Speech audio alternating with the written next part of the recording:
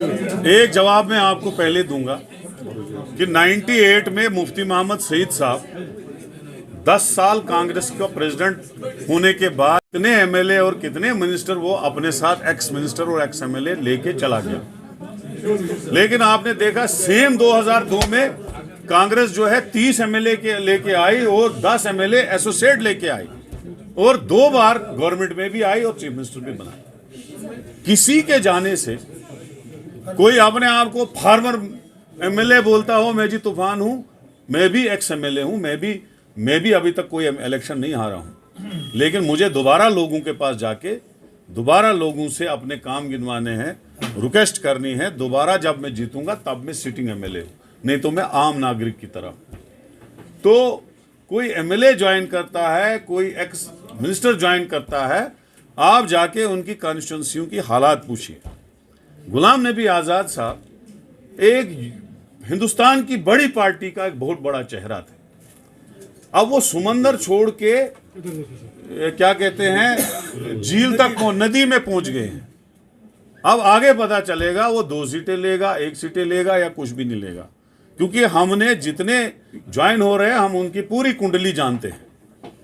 मैंने उनका कुंडली देख चुका हूं। जैसे लालू जी बोलते थे अडवाणी जी को कि मैंने आपका कुंडली देख लिया है, आप कभी प्राइम मिनिस्टर बनोगे ही नहीं। अब अगर वो सेंटर से आके यहाँ पे 2 सीटें ले, 4 सीटें ले या कुछ भी नहीं ले तो फायदा क्या है। तभी मैं जब उसके साथ था मैंने कभी ये सजेशन नहीं दिया, हालांकि ये 2 साल से चल रहा है उसका, ये कल का नहीं है। खुदा हाजिर नाजिर रख के आप लोगों को बोल रहा हूं, because I was very much close associate of Ghulam Nabi Azad. मेरा नाम भी प्रेसिडेंट के लिए उसने रिकमेंड किया। मैं 23 तारीख को उसके साथ 2 घंटे बैठ के मिल के आया और 26 को उसने पार्टी बना दी। When you know that this is happening past 2 years, why you are silent? नहीं, आई वॉज सजेस्टिंग कि हमको पार्टी नहीं बनानी चाहिए, जिस पार्टी में हम हैं उसी में रहना चाहिए। ये हमने सजेशन हमेशा दी उसको, तभी मैं यहाँ हूँ और वो अलग है। यही तो मेरी सजेशन थी हमेशा। तो ये 2 साल से चल रहा था, ये आज से नहीं चल रहा है सिस्टम। आप गलतफहमी में जम्मू कश्मीर के लोग ना रहे, लेकिन वो सिग्नल का वेट कर रहे थे कि जब मुझे सिग्नल आएगा तब मैं लॉन्च करूंगा। किनकी सिग्नल थी? मुझे क्या पता, कोई हाईकमांड होगा जो उनके लिए रो रहे हैं, जो उनको अवार्ड देते हैं, तो वो तो हाईकमांड है।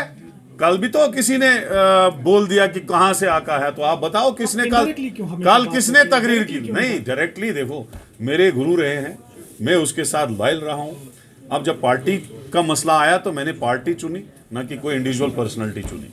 तो ऐसा है, कल भी बुखारी साहब ने कहा कि वो ए टीम है, अब सब बुखारी साहब को भी बोलते हैं कि वो बी टीम है। तो ये टीमें आपस में, जैसे कोई आदमी 3 शादियां करता है तो उनकी औरतें आपस में लड़ती हैं। अब ये एक दूसरे को ए बी शुरू हो गए बोलने के लिए। अब तुम लोगों को सीधे ही पता चलेगा आगे आने वाले दिनों में, यही है ए कौन है, बी कौन है, सी कौन है। तो इंशाल्लाह रहमान, ये मैं आपको कहना चाहता हूं प्रेस के माध्यम से, आप सब पे शक कीजिए। लोगों को मैं कहना चाहता हूं, आप सब पे शक कीजिए कि ये बीजेपी के साथ जा सकते हैं, लेकिन कांग्रेस पार्टी कभी बीजेपी के साथ नहीं जा सकती है। मैं लोगों को अपील करना चाहता हूं, आप आइए, जो हमसे भाग गए वो गए। नौजवानों को बोलना चाहता हूं, पढ़े लिखे लोगों को बोलना चाहता हूं, ईमानदार लड़के, यंग जनरेशन जो पॉलिटिक्स करना चाहते हैं, विकार रसूल आपका भाई यहां प्रेसिडेंट बना है।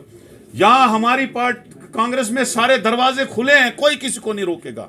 जिसका हम जहां पोटेंशियल देखेंगे, चाहे पार्टी पद के लिए उसका पोटेंशियल देखेंगे कि यहां वहां पे काम अच्छा कर सकता है, या वो कॉन्स्टिट्यूंसी में एमएलए बन सकता है, उसको हम जरूर टिकट देंगे। और इंशाल्लाह आने वाले वक्त में जो है ये कांग्रेस पार्टी जो है दिन दुगनी रात चुगनी, क्योंकि हमने पूरा रिव्यू करना है इस पार्टी को। ये राहुल गांधी जी के साथ जब मैं मिलने गया, 1 घंटे मुलाकात के बाद उसने मुझे हिदायत दी है कि आप नए लोगों को लाइए, इस पार्टी को रिव्यू कीजिए, ताकि 50 साल जो है आगे कांग्रेस पार्टी चलेगी। कांग्रेस एक तहरीक है, ये खत्म होने वाली नहीं है किसी शख्सियत के साथ, चलता रहता है। कांग्रेस ने उन लोगों को बहुत दिया, 50 साल दिया, इलेक्शन जीतने के बगैर देते रहे, लेकिन आज उनने क्या किया, वो सब लोगों के साथ आया। वकार साहब, क्योंकि ये न्यूज़ में चलाना होता है, मुख्तसर से जवाब चाहेंगे और हमारे भी मुख्तसर से ही सवाल होंगे। फारूक अब्दुल्ला ने कुछ दिनों पहले कहा कि यहाँ पर अगर मोदी प्रेज करते हैं आज़ाद साहब को, तो उसमें कोई भी बात नहीं है कि वो बीजेपी के ही टीम के हैं। देखिए, डॉक्टर फारूक अब्दुल्ला साहब की जो राय है वो बहुत सीनियर लीडर हैं, मैं उसके बाहर नहीं जा सकता हूँ। आज़ाद साहब और उसकी दोस्ती बहुत है। आज़ाद साहब को 2 बार राज्यसभा में मदद उनने की है बनने में, और आज़ाद साहब भी कहीं ना कहीं उसके मदद करते रहे हैं। उनका आपस में बहुत दोस्ताना है।